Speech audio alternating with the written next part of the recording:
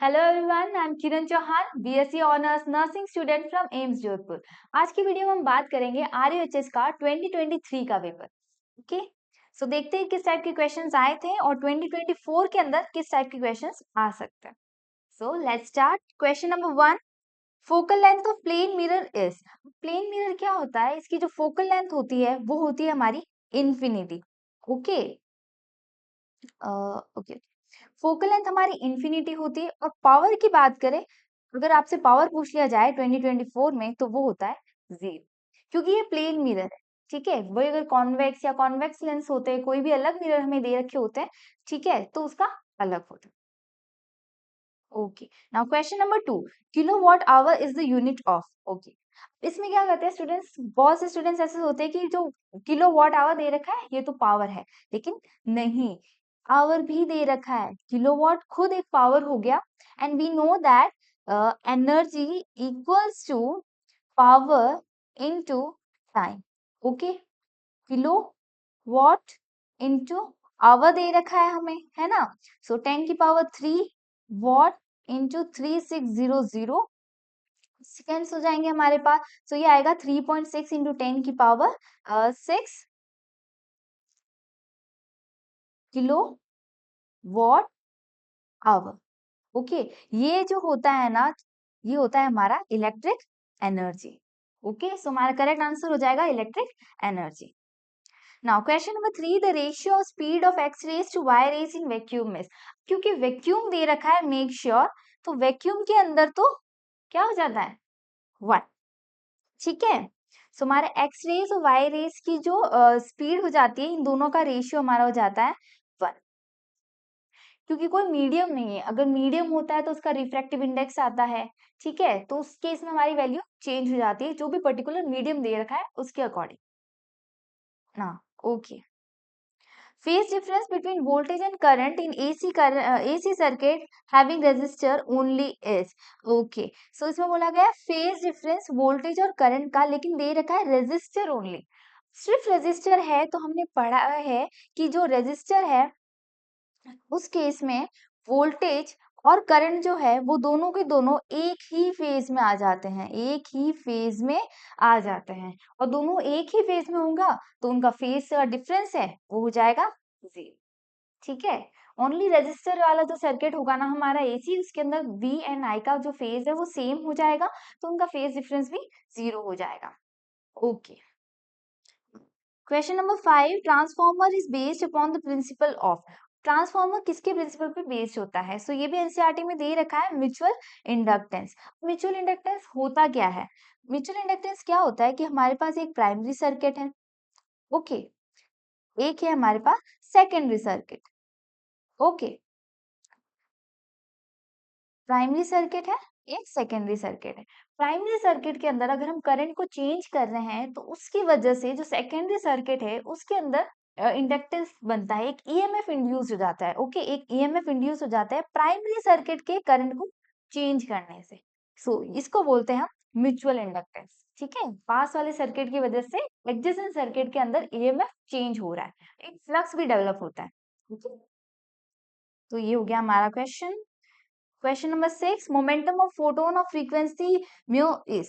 अब frequency mu दे रखी है, मोमेंटम क्या होगा हमें पता है, momentum is equal to H upon lambda हो जाता है ना।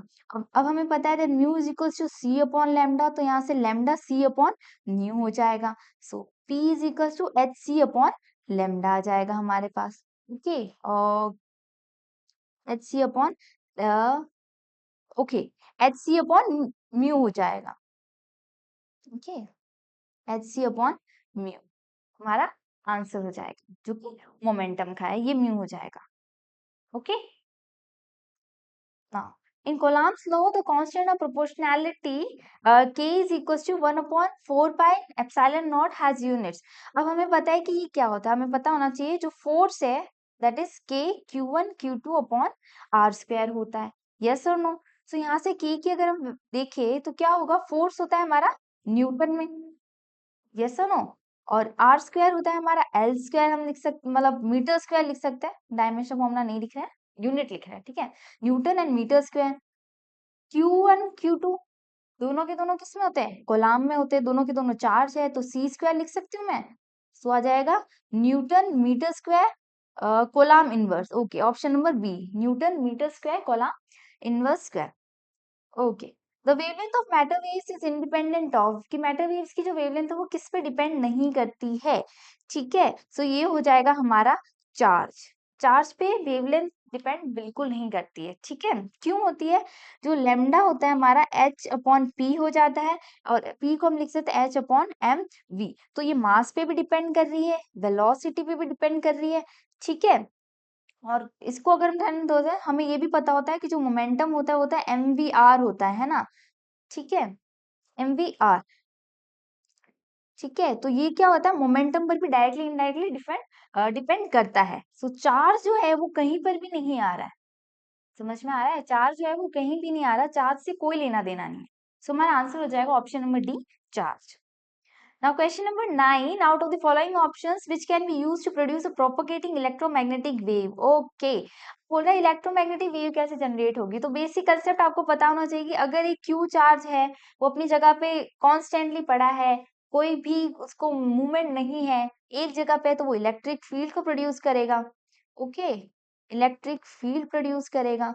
अगर इसी चार्ज को मैंने दे दिया एक वेलोसिटी के साथ चल रहा है, कांस्टेंट वेलोसिटी के साथ चल रहा है, मूव कर रहा है, तो क्या हो जाएगा हमारा, मैग्नेटिक फील्ड जनरेट करेगा ये, है ना।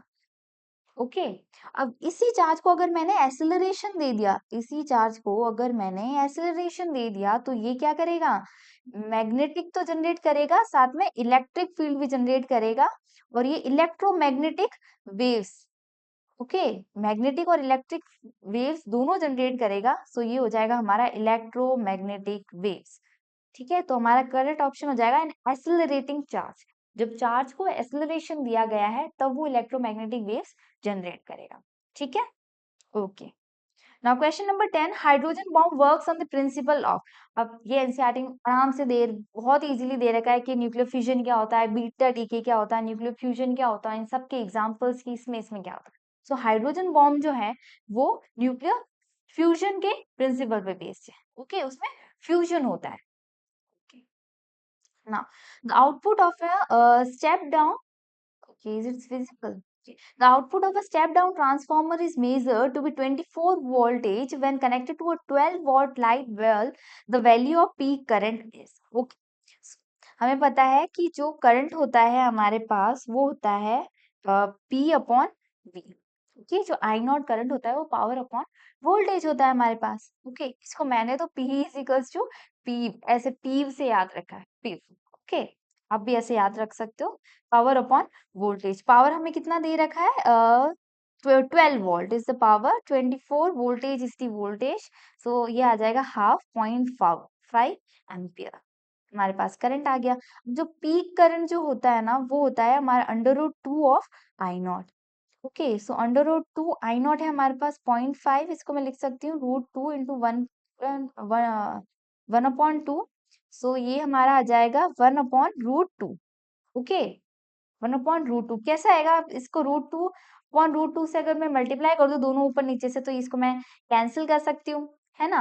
और इसको सॉल्व करेंगे तो वापस क्या आ जाएगा हमारे, ओके ओके सॉरी, ये स्क्वायर होगा तो क्या आ जाएगा, 2 आ जाएगा, 2/2 इंटू √2 हो जाएगा, 2 से 2 कैंसिल होके 1/√2 will be the answer. Okay, so हमारा option number 1/√2 will be the answer.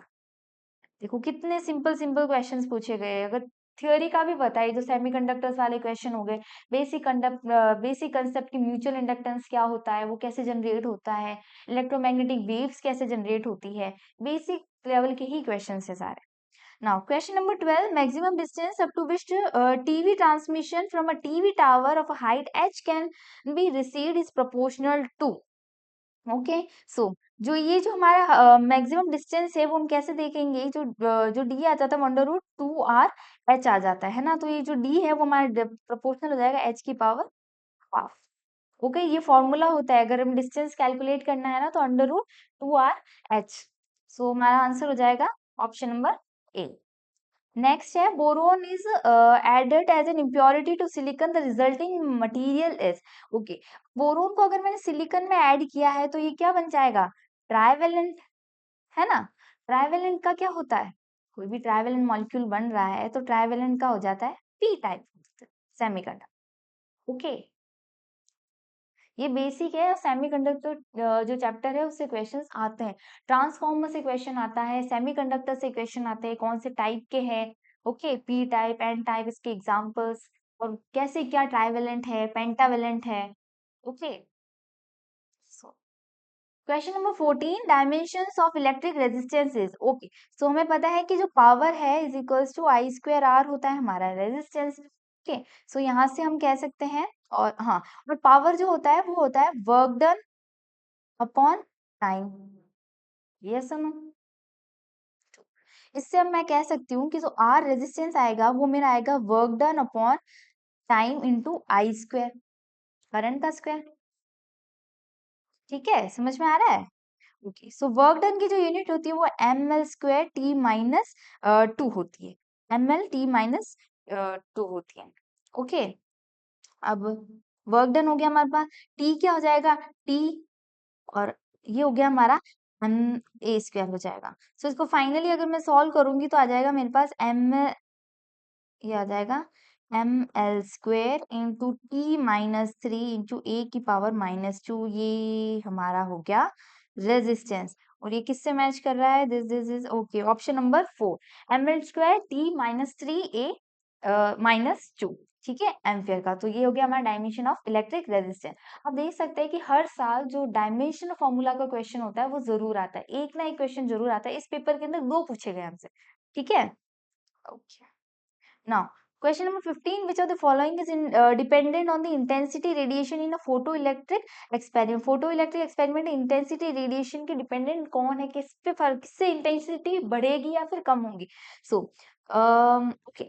So देखो, stopping potential जो होता है वो तो frequency पे depend करता है, ठीक है। amount of photoelectric current ये भी frequency पे depend करेगा, कितना current जा रहा है, क्या work function of the surface हो गया, ये फ्रीक्वेंसी हो गया maximum, okay. Amount of photo electric current, okay, ये फ्रीक्वेंसी पे नहीं करता, ठीक है। Amount of photo electric current कैसे होगा, हम देख सकते हैं कि यहाँ पे होता है हमारा करंट, ओके, करंट, और ये हो गया इंटेंसिटी।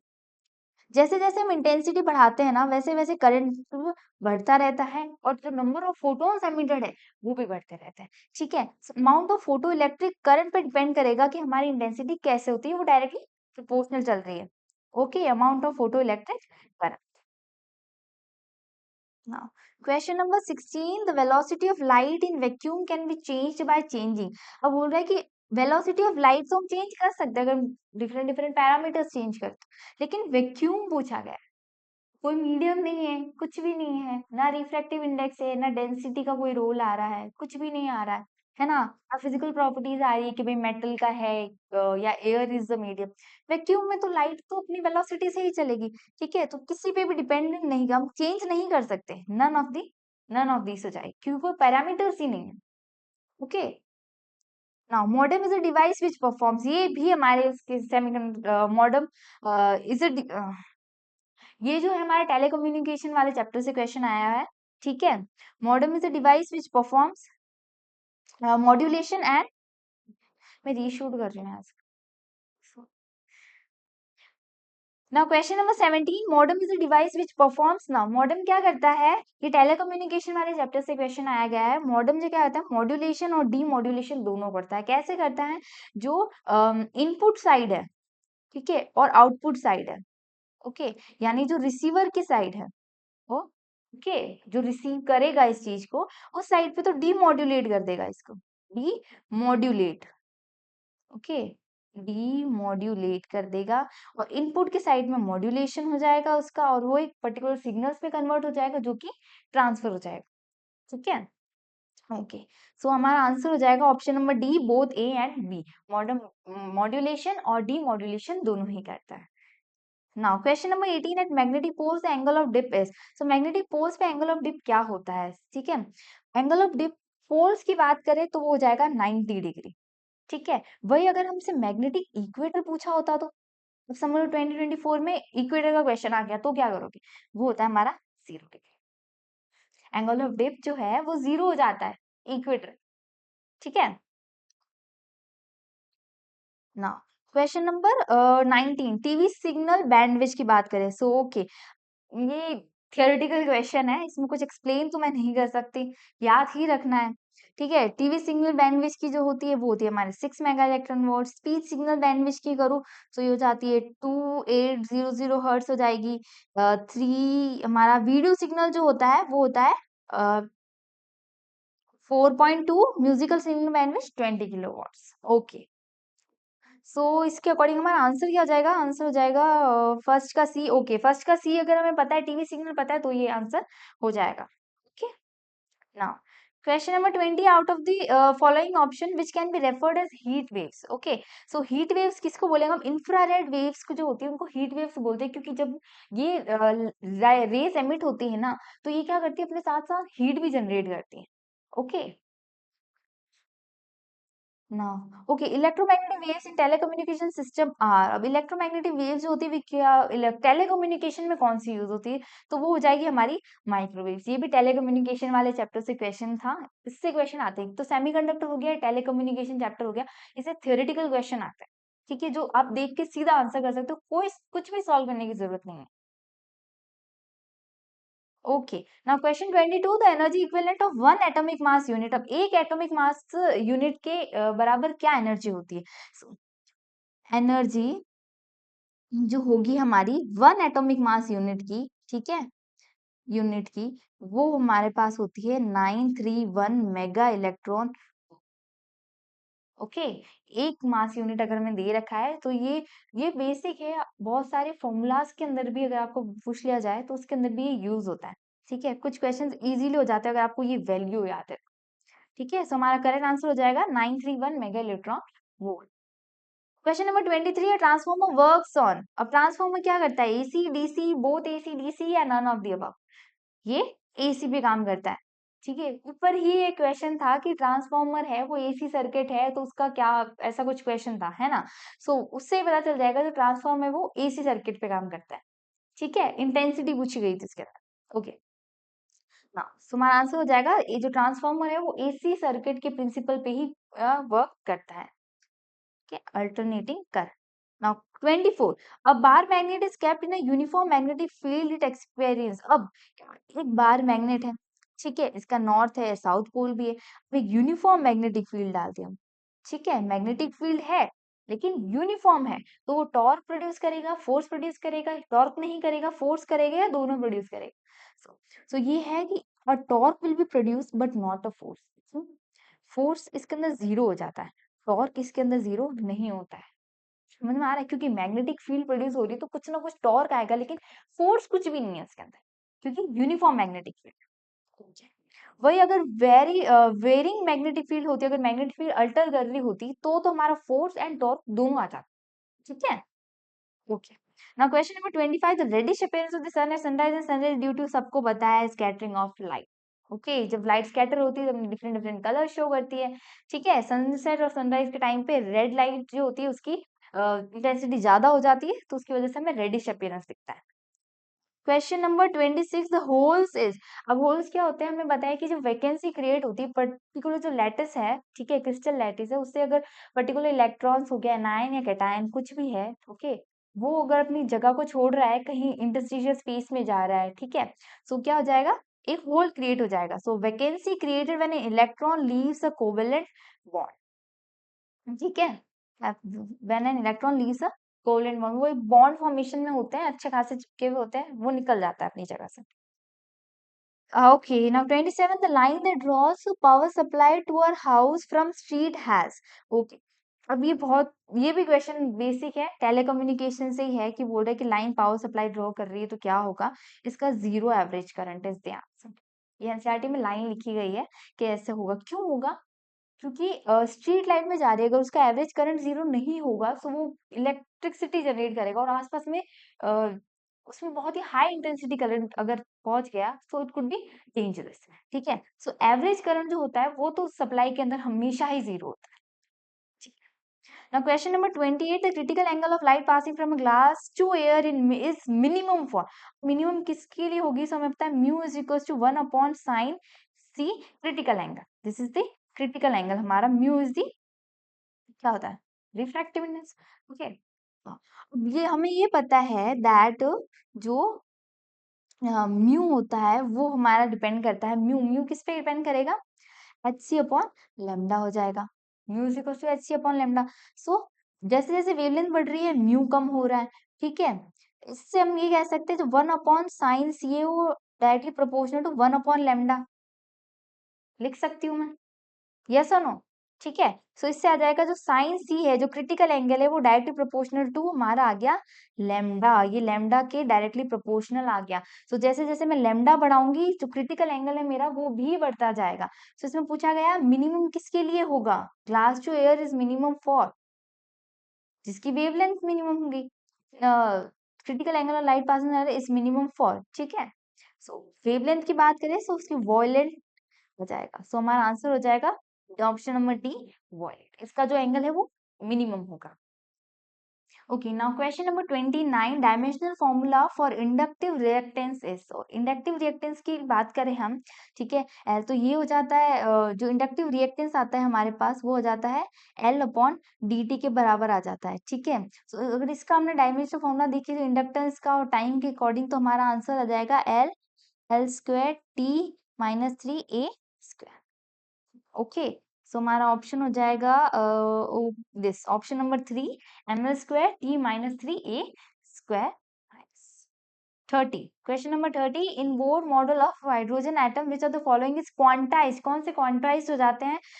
हमें पता है बोर मॉडल ने एक फॉर्मूला दिया था बोर जी ने, वो है NH अपॉन 2 पाई। जो मोमेंटम होता है हमारा, ठीक है, ये कौन सा मोमेंटम है हमारा, ये एंगुलर मोमेंटम है, ठीक है, कि NH अपॉन 2 पाई होता है, ठीक है। सो हमारा आंसर हो जाएगा option number C, angular momentum of a electron.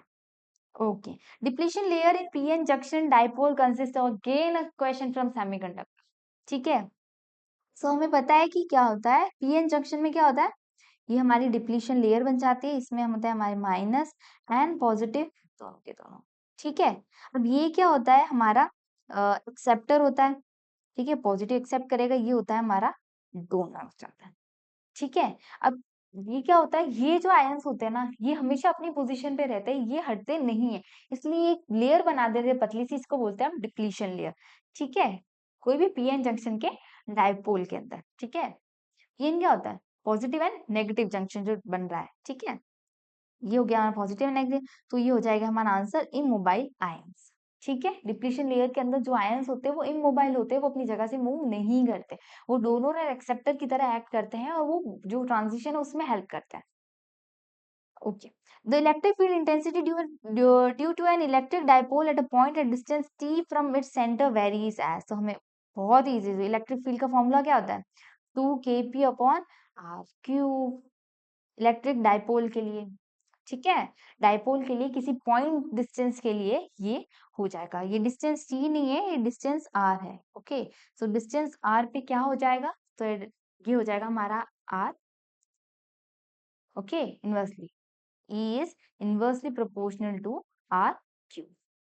Now question number 33, our last question for the physics is 1 electron volt is equal to. So एक इलेक्ट्रॉन वोल्ट क्या है, अगर एक इलेक्ट्रॉन पे हमने एक वोल्टेज का पावर दिया है उसको तो कितनी एनर्जी जनरेट होती है। हमारी एनर्जी आ जाती है 1.6 इंटू 10 की पावर माइनस 31 जूल। क्यों, एक इलेक्ट्रॉन है 1 वोल्टेज का हमने पावर दे रखा है उसको, ठीक है। ये क्या हो जाएगा हमारा एनर्जी में कन्वर्ट हो जाएगा जूल, ओके। और ये होता है 1.6 इंटू 10 की पावर माइनस 31, क्योंकि 1 इलेक्ट्रॉन की जो वैल्यू है ना जो मास की वो हमने रखी इसके अंदर, ठीक है। ओके, नाउ अब हम केमिस्ट्री के क्वेश्चन सॉल्व करेंगे। Question number 34, which of the following ion does not give coloured solution. अब इनमें से कौन सा जो कलर्ड सॉल्यूशन नहीं देता, ठीक है। जिसके पास फ्री इलेक्ट्रॉन्स नहीं होंगे वही कलर सॉल्यूशन नहीं देगा ना, इलेक्ट्रॉन्स होंगे उसके पास तो वो ट्रांजिशन कर जाएंगे और कलर रिलीज करेंगे, ठीक है। 3D10 जिसके पास होगा वो नहीं होगा, तो किसमें है ये हमारा जिंक के पास, ठीक है। इसके पास पूरे 3D10 फुली ऑक्यूपाइड है, no unpaired electrons, therefore does not give any color to the solution। Now, question number 35, tincture of iodine is, अब tincture of iodine क्या होता है? ये solution of I2 in aqueous KI, ये याद रखना, बहुत पूछते हैं, ये 2022 में भी पूछा गया है। Aqueous solution of I2 in aqueous, solution of I2 in aqueous KI. Now, question number 36, which of the following is an analgesic? अब analgesic क्या होता है? ये हमारा है Novalgin। क्यों है? क्योंकि ये होता है पैरासिटामोल प्लस कैफीन, ठीक है।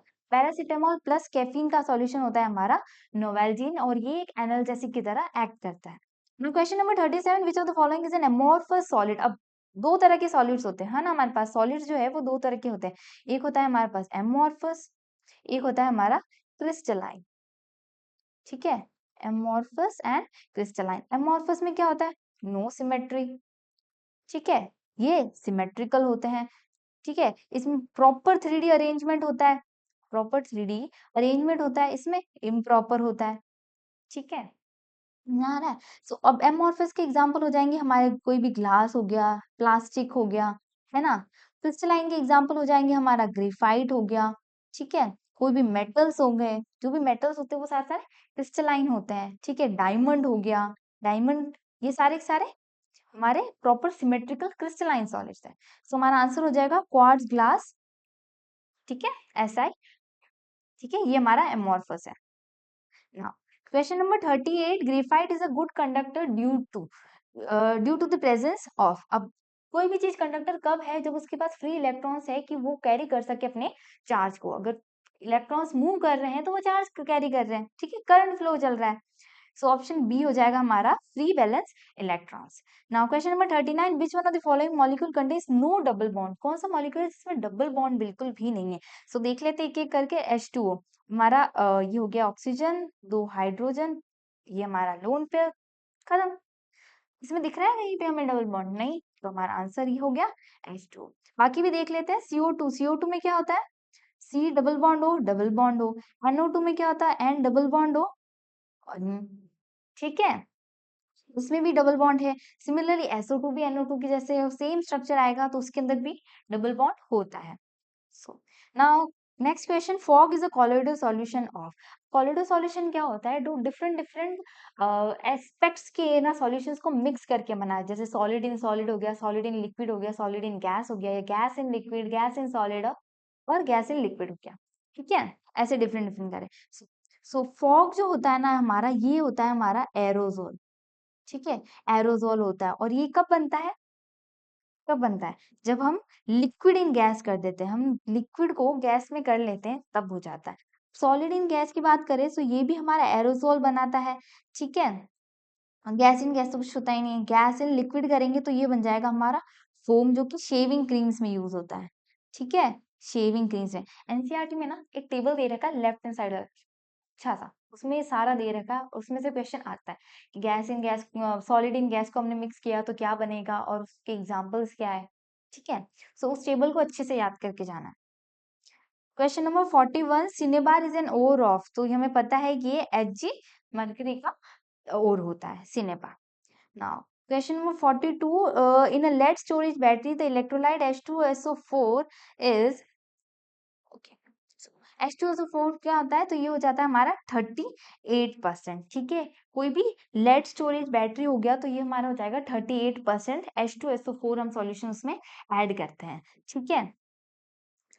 ये भी मेमोरी बेस्ड क्वेश्चन है, इसमें कुछ वो सॉल्व करने जैसा है नहीं, ठीक है, मेमोरी बेस्ड है। ऊपर वाला भी मेमोरी बेस्ड था, सीने बार किसका और है, हो सकता है आपको कोई दूसरा दे दे, एल्यूमिनाइट दे दे कि वो किसका और है, ठीक है, बॉक्साइट दे दे, ठीक है। Deficiency of which vitamin causes osteomalacia? Vitamin D, okay, very simple question. Vitamin A की डेफिशिएंसी से क्या होता है? ज़ेरोप्थेल्मिया, ठीक है। आई डिफेक्ट्स जो भी होते हैं, ठीक है, वो सारे के सारे करते हैं विटामिन ए की डेफिशिएंसी से, रेटिनॉल नहीं बन पाता इसलिए, ठीक है। विटामिन के क्या होता है? क्लॉटिंग फैक्टर्स में अगर हेल्प करता है, ठीक है, तो वो है तो क्लॉट वगैरह में नहीं हो। और विटामिन ई से क्या होता है? स्किन डिजीजेस होती है, जो भी सारी स्किन डिजीज है वो विटामिन ई की डेफिशिएंसी से होती है, okay. Ethanol on warming with concentrated H2SO4 at this, अब इथेनॉल क्या होता है? H2H5OH प्लस, ओके, हमने H2SO4 में कंसंट्रेटेड H2SO4 में हमने इसको वार्म कर दिया तो क्या बन जाएगा सर? इसके हम 2 मॉलिक्यूल्स लेंगे, ठीक है? सो क्या होगा, कंसिडर H2SO4 की प्रेजेंस में वाटर तो गायब हो जाएगा, ठीक है? H2O बाहर निकल जाएगा और ये बन जाएगा C2H5O, C2H5। ओके, सो ये क्या है? डाइइथाइल ईथर, डाइइथाइल ईथर बन जाएगा। सो हमारा आंसर हो जाएगा option number B, diethyl ether. याद रखना कंसंट्रेटेड H2SO4 है इसलिए वाटर बाहर निकला है, ठीक है? The role of a catalyst is to change. अब रोल ऑफ कैटलिस्ट, अब कैटलिस्ट हमें पता है वो क्या करता है, हमारे एक्टिवेशन एनर्जी को अल्टर करता है, या तो कम करता है या फिर ज्यादा करता है, altars the activation energy, so gives energy for a reaction and help the activation of the reaction, okay. Okay. Now question number 46, Hoffman bromide degradation reaction is shown by। अभी Hoffman reaction क्या होती है? So मैं बता देती हूँ कि कोई भी हमारे पास अगर एमाइड है, ठीक है, समझ लो CH2 C double bond O CH NH2 है, ठीक है, अमाइड अमाइड, ठीक है, हमारे पास कोई भी अमाइड है, ठीक है, और वो जो होता है हॉफमैन रिएक्शन में क्या होता है, Br2 प्लस NaOH, ठीक है, Br2 प्लस NaOH से होता है, तो ये जो डबल बॉन्ड है ना C डबल बॉन्ड O, ये कि पूरा का पूरा गायब हो जाता है, ठीक है, ये गायब हो जाता है और बन जाता है हमारा CH2NH2 RNH2, ठीक है, कोई भी R ग्रुप होगा, ठीक है, कोई भी ग्रुप हो सकता है, ठीक है, तो ये क्या हो जाएगा हमारा, इसके अकॉर्डिंग हमारा आंसर हो जाएगा ऑप्शन नंबर ए RNH। अच्छा, अब कौन शो करता है, बनता क्या है वो नहीं पूछा गया, हमें पूछा गया है कौन शो करता है, तो ये अमाइड शो कर रहा है हमारा, so option number B will be the answer, ठीक है, ये तो बन रहा है ना, ऑप्शन नंबर ए तो बन रहा है as a result of Hofmann reaction, ठीक है। Question number 47, IUPAC name of. अब आईयूपीएसी नेमिंग करते टाइम हमें ध्यान रखना है कि जो सीक्वेंस होगी हमें प्रायोरिटी देना है, कोई भी कार्बोक्सिलिक ग्रुप है, अल्कोहल ग्रुप है, कीटोन ग्रुप है, इनको हमें प्रायोरिटी देनी है, ठीक है, तो इसमें हमारे पास OH ग्रुप है तो इसको प्रायोरिटी देंगे 1 2 3। नेक्स्ट प्रायोरिटी हमारा CH3 ग्रुप होगा, तो ऐसे साइकिल नहीं चलेगी, ऐसे चलेगी, ठीक है, ये वाला नहीं चलेगा, इस तरह से चलेगा, सो 1 2 3 हो जाएगा, सो 3 मिथॉक्सी। अब ये फिनॉल ग्रुप है हमारे पास, पूरा का पूरा फिनॉल अगर हम कंसिडर करें, ऑप्शन में सारे फिनॉल के बेसिस पे दे रखे हैं ना, सो हो जाएगा 3 मिथॉक्सी फिनॉल। थर्ड कार्बन पे मिथाइल ग्रुप है फिनॉल के, फिनॉल के थर्ड कार्बन पे मिथाइल ग्रुप है, तो 3 मिथॉक्सी फिनॉल।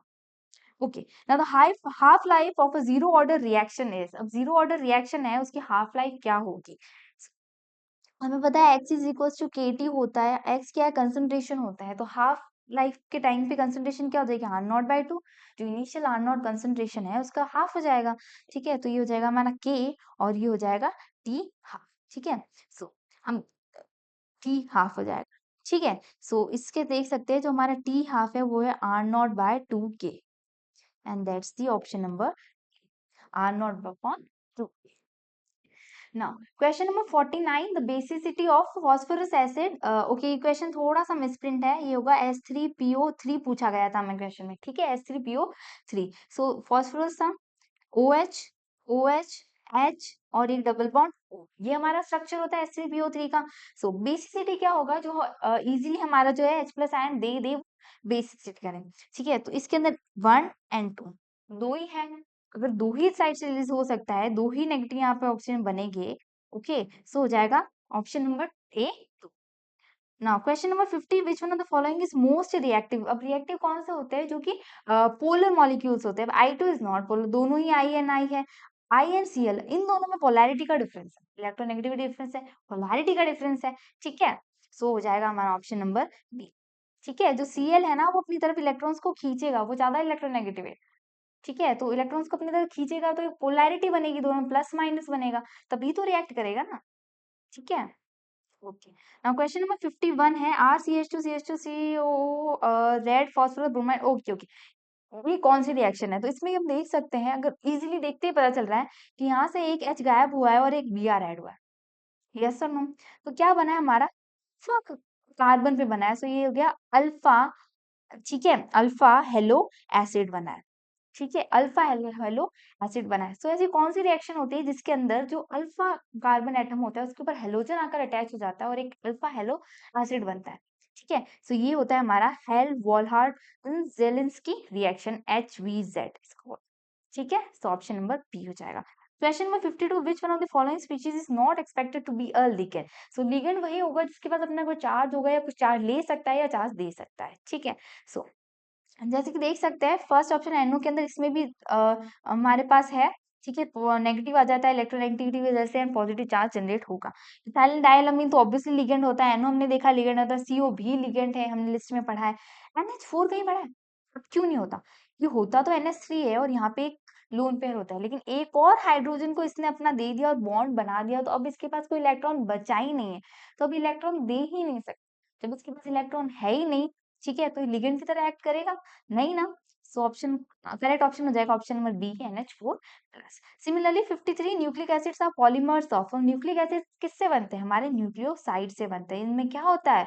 फॉस्फोडाइएस्टर बॉन्ड होता है। ओके, फॉस्फोडाइएस्टर बॉन्ड्स होता है न्यूक्लियोटाइड्स में, और वो बहुत सारे जब न्यूक्लियोटाइड्स मिल जाते हैं वो एक न्यूक्लिक एसिड बना देते हैं।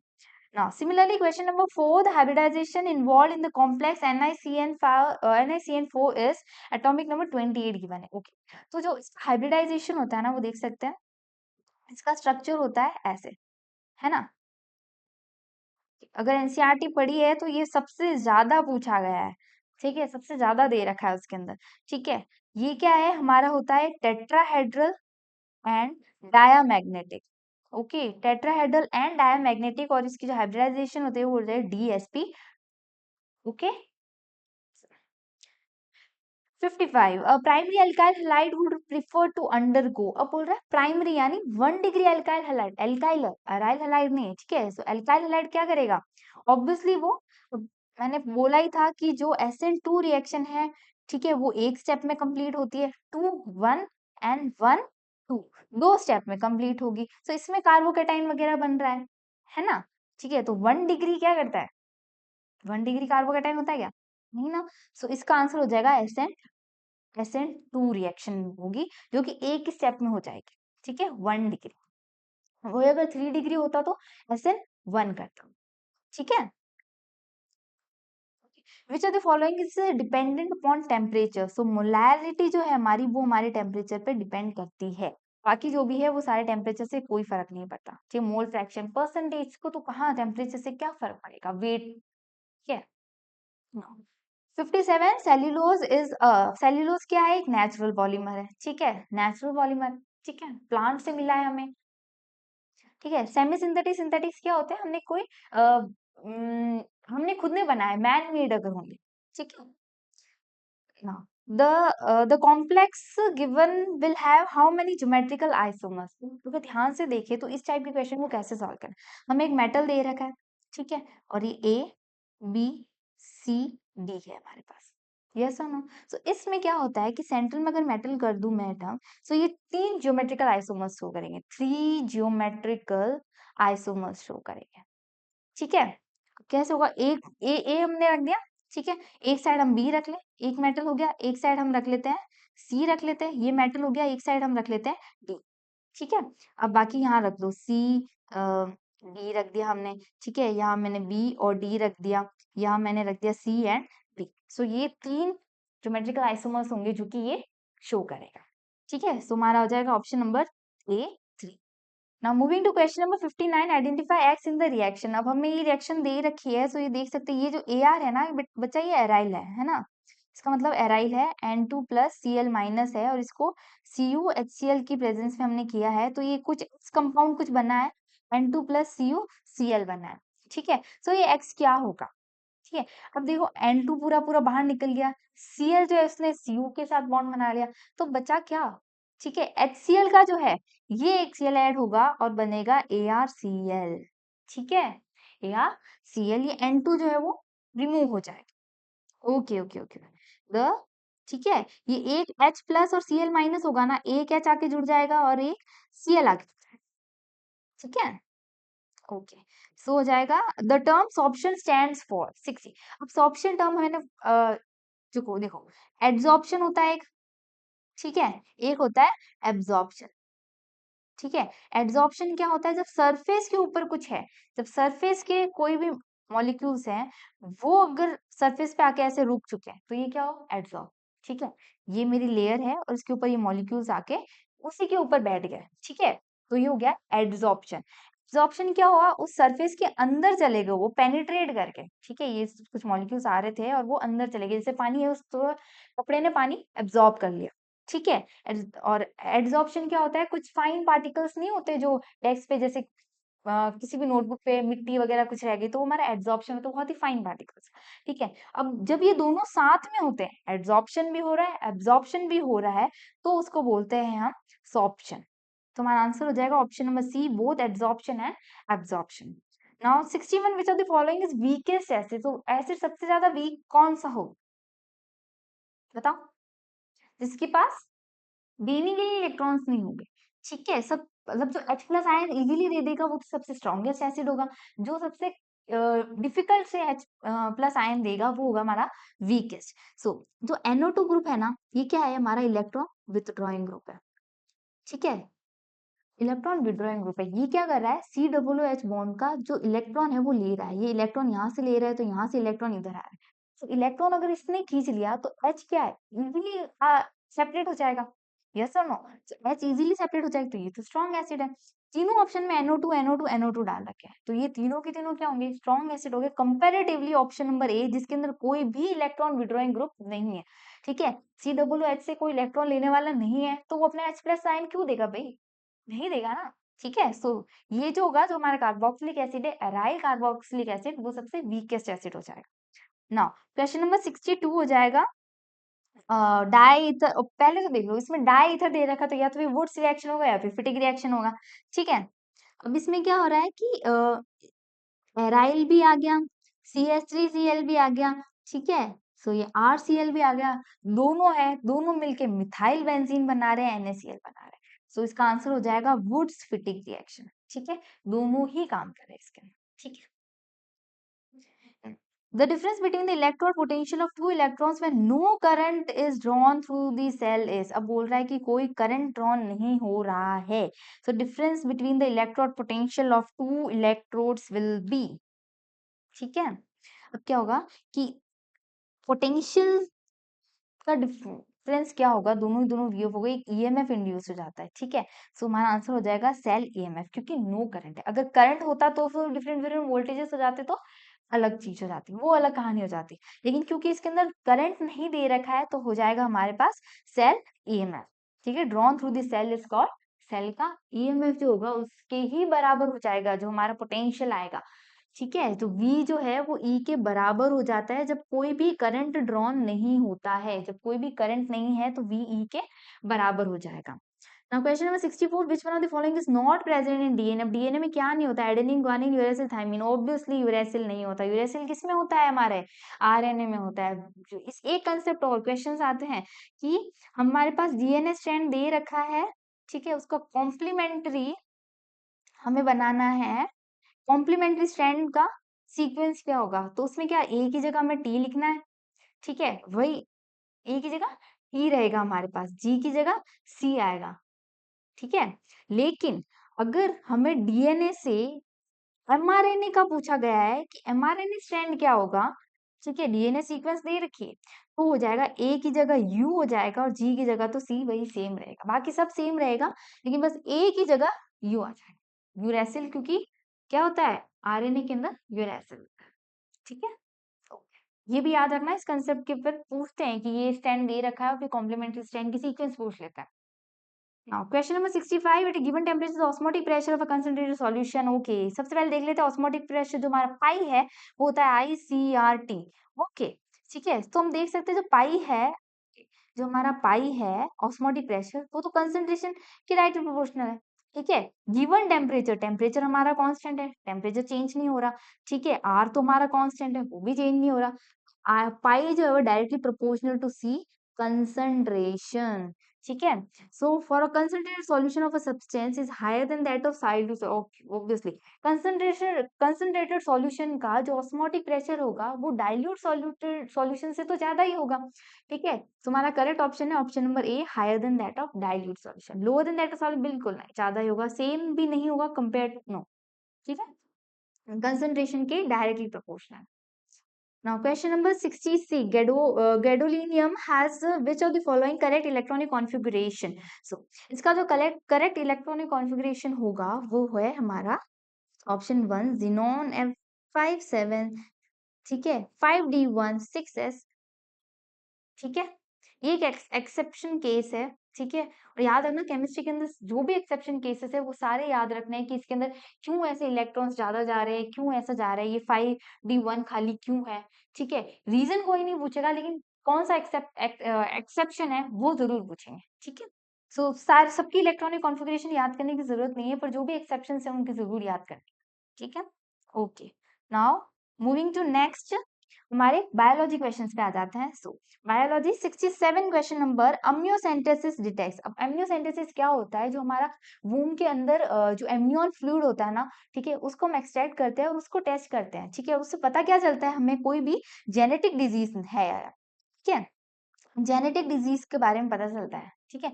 ब्रेन की डिफॉर्मिटी और हार्ट की डिफॉर्मिटी नहीं पता चलती, कोई भी हेरिडिटरी डिजीज, ठीक है। ऑप्शन नंबर सी, कोई भी हेरिडिटरी डिजीज है उसके अंदर वो पता चल जाएगा। जैसे कि क्या, कौन सी हेरिडिटरी डिजीज के वगैरह पता चला है? कोई भी ट्राइसोमी हो गया, ठीक है, डाउन सिंड्रोम हो गया, कुछ भी अगर और भी डिजीज है तो वो भी हमें डिफेक्ट्स पता चल जाएंगे। Now, question number 68, trisomy condition of Down syndrome arises due to, तो ट्राइसोमी क्या हो जाएगा हमारे पास? 2n+1 हमारे पास आ जाएगा ट्राइसोमी, ठीक है, ओके, ट्राइसोमी। और 2n+2 कर दूं तो ये क्वाड्रीसोमी हो जाएगी, ठीक है, क्वाड्रीसोमी हो गई। और 2n-1 कर दूं तो क्या होता है? मोनोसोमी, ठीक है। और वही अगर मैं 2n-2 कर दूं तो ये हो जाएगा नल्लीसोमी, ठीक है। ये कंसेप्ट याद रखना है। और trisomy condition of Down syndrome arises due to an additional copy of chromosome number 21, एक एक्स्ट्रा कॉपी आ जाती है, +1 आ जाता है, ठीक है, एक कॉपी एक्स्ट्रा आ रही है। Question number 69, which of the following correctly describe triple fusion. अब ट्रिपल फ्यूजन किसमें होता है? हमने देखा है कि जो हमारा फीमेल गैमेटोफाइट है, ठीक है, फीमेल गैमेटोफाइट है, 1 2 3, ओके ओके, ये हमारा न्यूक्लियस हो गया, ओके। ये क्या होता है हमारा? 7 सेल्ड एंड 8 न्यूक्लिएट होता है ना, 8 न्यूक्लिएट होता है, ठीक है। अब क्या होता है, करेक्ट ट्रिपल फ्यूजन कब होता है? जब एक मेल गैमीट आता है और वो हमारे इस जो डबल न्यूक्लिएट हमारा सेल है इससे फ्यूज कर देते हैं, तब बोलते हैं हम इसको triple fusion. So fusion of one male gamete with 2 polar nuclei, ये जो हमारा सेंटर न्यूक्लिया है इसको बोलते हैं हम पोलर न्यूक्लिया, ठीक है। फिर 2 पोलर न्यूक्लिया से जब फ्यूज करता है हमारा मेल गैमेट तो ट्रिपल फ्यूजन होता है, okay. Question number 70, the pyramid of energy in a forest ecosystem में, एनर्जी का पिरामिड हमेशा अपराइट ही रहता है, एनर्जी हमेशा बढ़ती है, कभी कम नहीं, ठीक है। एनर्जी हमेशा अपराइट रहेगा, चाहे कुछ भी दे दे, इकोसिस्टम दे, कोई भी चीज दे दे, ठीक है, हमेशा याद रखना energy upright. Okay, question number 27, the protein found in milk of transgenic cow रोजी इज, ये तो सबको पता था कि ह्यूमन लैक्ट एल्ब्यूमिन होता है, ठीक है। अब अल्फा है या बीटा, ये कंफ्यूज किया क्वेश्चन है, ठीक है। तो ये होता है हमारा ह्यूमन अल्फा लैक्ट एल्ब्यूमिन, ठीक है, okay. Which of the following is sex link disease in human beings, तो कौन सा होता है हमारा sex link disease? Colour blind, night blindness, hepatitis, hepatitis तो क्या है हमारे एसटीडी है, यस और नो, ठीक है। मैलिग्नेंसी भी नहीं होती, वो तो म्यूटेशंस वगैरह हो जाते हैं, एक्स लिंक डिजीज नहीं है। कलर ब्लाइंडनेस, ठीक है, colour blindness is a hereditary disease, वो अगर पेरेंट्स में या फिर किसी भी हमारे फैमिली ट्री के अंदर है तो होने के चांसेस होते हैं फर्दर प्रोजेनीज के अंदर, okay. Now question number 73, ovulation is induced by a hormone called, ovulation जो होता है जब एलएच सर्ज होती है तब होता है, तो सबसे पहले एलएच जिसमें है वही ऑप्शन हमारा करेक्ट, ठीक है, एलएच एंड एफएसएच। एनसीईआरटी में क्लियर लिखा है जब भी एलएच सर्ज होता है ओव्यूलेशन होता है, ठीक है। तो इंड्यूस कौन करता है? LH and FSH. Which one of the following is a component of reproductive health and child care में? Okay, adolescent health, effective family और prevention and management of में all of the above, ठीक है। सारे के सारे रन में हम एडोलसेंट हेल्थ भी लेते हैं, हम इफेक्टिव फैमिली प्लानिंग भी आ जाती है हमारी, prevention management infertility other reproductive disorders, okay. Okay, okay. The correct sequence of stages in the evolution of the modern man Homo sapiens is, ठीक है. So correct sequence क्या होता है? सबसे पहले हमारे आए थे ऑस्ट्रेलोपैथिकस आए थे, ठीक है. फिर आए थे हमारे होमो इरेक्टस, देन निएंडरथल मैन आए थे, फिर आए थे मॉडर्न मैन आए थे हमारे, ठीक है. ओके, सो हमारी करेक्ट सीक्वेंस हो जाएगी ऑप्शन नंबर डी. अब इनकी ब्रेन कैपेसिटीज का भी अलग अलग है. जो मॉडर्न मैन है उनकी 1300 से 1600 थी, ठीक है. इन निएंडरथल की 1400 थी. होमो इरेक्टस की 600 सीसी थी, ठीक है. ये थी हमारी ब्रेन कैपेसिटीज, ठीक है. जो ऑस्ट्रेलोपैथिकस थे ना, ये probably hunted with stone and इनके वेपन्स थे, ठीक है. स्टोन वेपन से ये हंटिंग भी करते थे.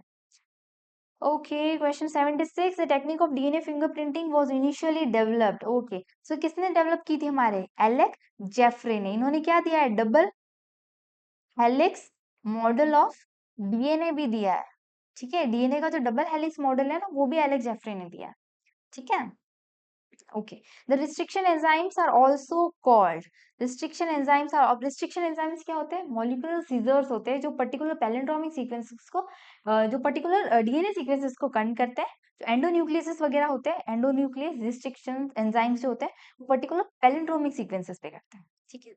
सो ये हो जाएगा रिस्ट्रिक्शन एंजाइम्स हमारे मॉलिक्यूलर सीजर्स होते हैं, पर्टिकुलर डीएनए स्ट्रैंड्स को कट करने में हेल्प करते हैं. Spermiation is for transformation of spermatids into spermatozoa. ठीक है.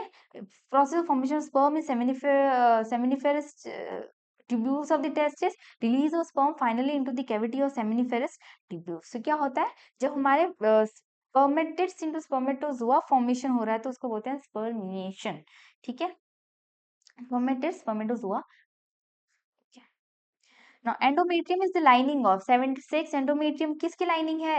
एंडोमेट्रियम, मायोमेट्रियम, ये सब किसकी लाइनिंग है? हमारे यूटेरस की. और यही क्या होती है? मेंस्ट्रुअल साइकिल में श्रेड हो जाती है. जब मेंस्ट्रुअल साइकिल होता है ना, मेंस्ट्रुअल साइकिल, उस टाइम पे यही शेड होती है.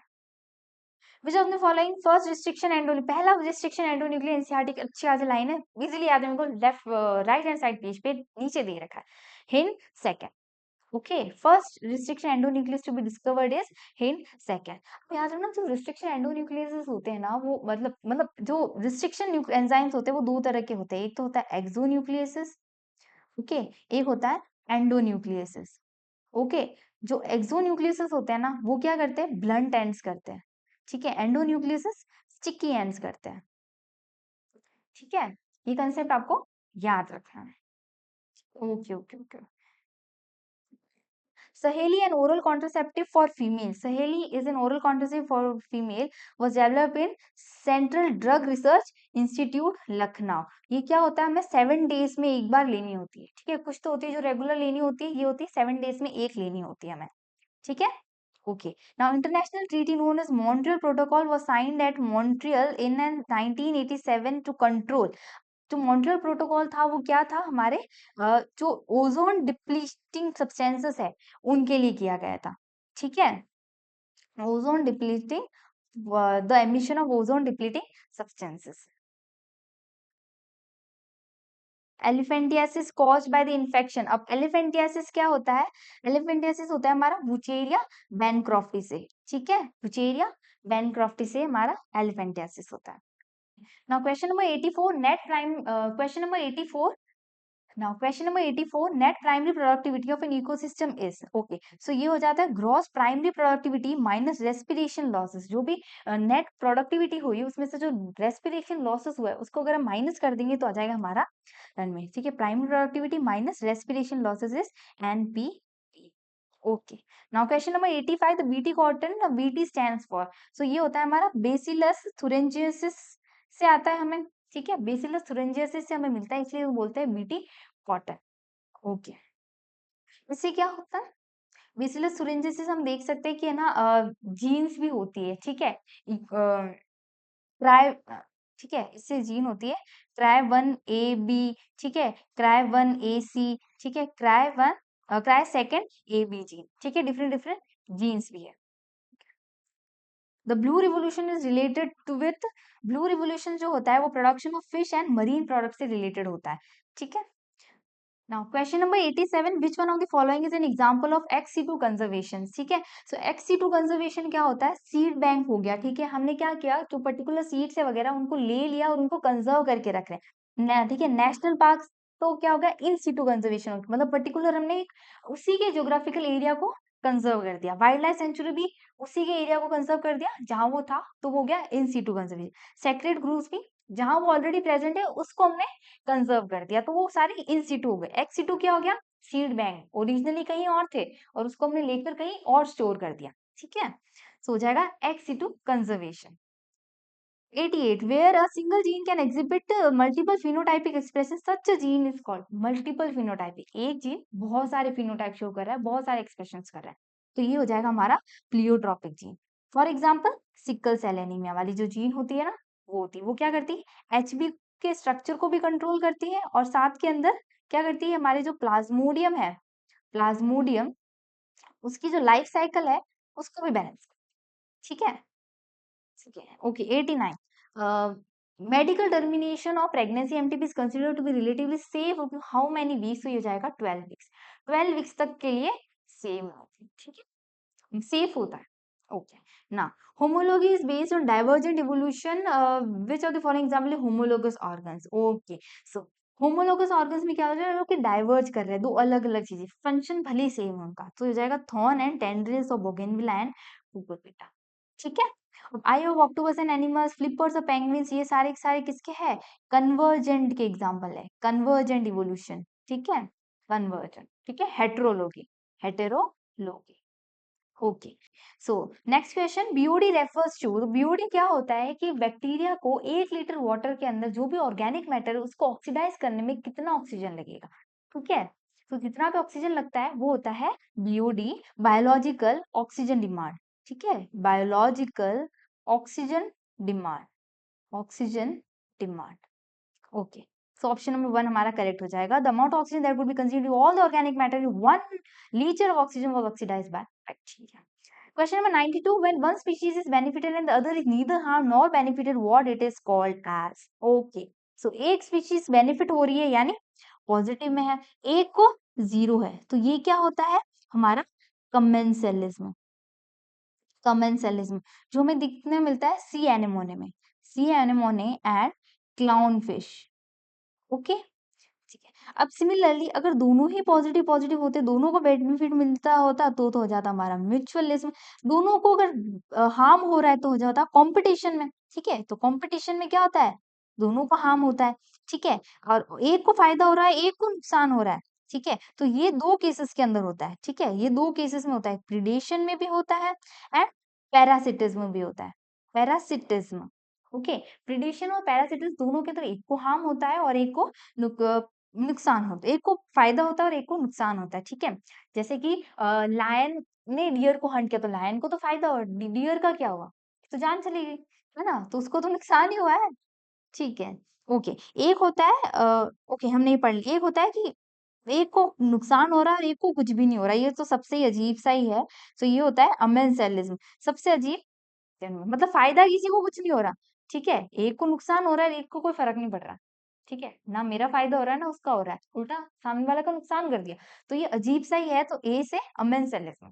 ठीक है, सो हमारा करेक्ट आंसर हो जाएगा कमेंसेलिज्म, एक स्पीशीज को फायदा हो रहा है और एक को कुछ ना हार्म हो रहा है ना कोई, तो ये हो गया कमेंसेलिज्म। ना what was the brain capacity of Homo habilis. Okay, so Homo habilis की जो थी, ठीक है, ब्रेन कैपेसिटी वो थी 650 टू 800 सीसी। ठीक है, 650 टू 800 सीसी। 1400 किसकी थी, निएंडरथैल्स। ओके, निएंडरथैल्स की थी। और जो होमो सेपियंस है, अगर हमें होमो सेपियंस की पूछे तो होमो सेपियंस की होती है 1300 से 1600 सीसी। ठीक है, याद रहे। Okay, now electronic wastage constitutes of, electronic wastage कौन से होते हैं, इररिपेरेबल कंप्यूटर्स हो गए। ठीक है, हमारे टॉक्सिक मेटल्स वगैरह इलेक्ट्रॉनिक वेस्टेज में नहीं आते। ठीक है, ऑर्गेनिक ऑर्गेनिक तो कुछ हो ही नहीं सकता, कोई भी इलेक्ट्रॉनिक के अंदर ऑर्गेनिक कंपाउंड्स होंगे, bacteria and other micro organism वो भी नहीं हो सकता, तो ऑल ऑफ द अबव तो बिल्कुल नहीं होगा, बैक्टीरिया इलेक्ट्रॉनिक वेस्ट में नहीं आएगा। ठीक है, ओके। नाउ ग्लूटोनोमी is transfer pollen from another anther Two the stigma of same flower of the same plant, another flower of same plant, another flower of different plant. Okay. एक तो होता है लिचोनोगैमी, एक होता है जीनोगैमी, जीनोगैमी, एक होता है ऑटोगैमी। ठीक है, ऑटोगैमी के अंदर क्या होता है, सेम फ्लावर का क्या होता है, एंथर प्लस मतलब पोलन ग्रेन्स। ठीक है, एंथर के पोलन ग्रेन्स आ जाता है। ठीक है, सेम फ्लावर होता है। जीनोगैमी में क्या होता है, डिफरेंट प्लांट्स, डिफरेंट फ्लावर्स। ठीक है, इसमें पौधे ही अलग अलग हो जाते हैं। लिटोगेमी में क्या होता है, different flower of the same plant, different flower of the same plant. Okay, so किसमें है हमारे, of another flower of same plant, option number B, of another flower of the same plant. Okay, question number 96, hormones produce by placenta in humans are, तो HCG भी होगा, HPL भी होगा, oestrogen भी होगा, एंड प्रोजेस्टेरॉन भी होगा। HCG, HPL, progesterone, progesterone, option number A is the correct. ये एचसीजी भी प्रोड्यूस करता है, एचपीएल भी प्रोड्यूस करता है, जो हमारा प्लेसेंटल लैक्टोजन हो गया, एस्ट्रोजन एंड प्रोजेस्टेरॉन भी करता है। What will be the progeny when a heterozygous tall plant is crossed with homozygous giant plant? So देख सकते हैं TT into TT क्रॉस कर लेते हैं दोनों का, so हो जाएगा हमारे पास TT, एक हो जाएगा TT, TT and that small t। तो 50% तो हमारे पास क्या हो गए, टॉल हो गए, 50% क्या हो गए हमारे पास, ड्राफ हो गए, तो आंसर हो जाएगा option number D. Similarly 98, DNA is made up of which of the following, तो डीएनए न्यूक्लियोटाइड से बना होता है, इसके अंदर क्या होता है, फॉस्फोडाइएस्टर बॉन्ड्स होते हैं। ठीक है, फॉस्फोडाइएस्टर बॉन्ड्स होते हैं। Now, totipotency is the capacity to generate a whole plant from any cell explain, to repair a whole plant, regenerate a whole plant from any cell explain। ठीक है, तो generate होता है या रीजनरेट, तो S answer हो गया, ए हो गया, रीजनरेट नहीं कर रहे हम, कुछ भी है हम जनरेट कर सकते हैं, generate a whole plant from any cell explain. ठीक है, totipotency। ये टर्म किसने दिया था, ये टर्म दिया था मॉर्गन ने। ओके, अगर आपसे टर्म का पूछ लिया जाए तो टर्म टोटिपोटेंसी जो टर्म है वो मॉर्गन ने दिया था। नाउ 100, क्वेश्चन नंबर 100, एसएनपी में सिंगल न्यूक्लियोटाइड पॉलीमॉर्फिज्म। ठीक है, एसएन, ठीक है, स्निप्स बोलते हैं इसको। ठीक है, okay, that's all for today's video. I hope कि हमारे इस क्वेश्चन पेपर सीरीज से आपको फायदा हो रहा है। अच्छे से देखिए कि कौन किस टाइप के क्वेश्चंस आ रहे हैं।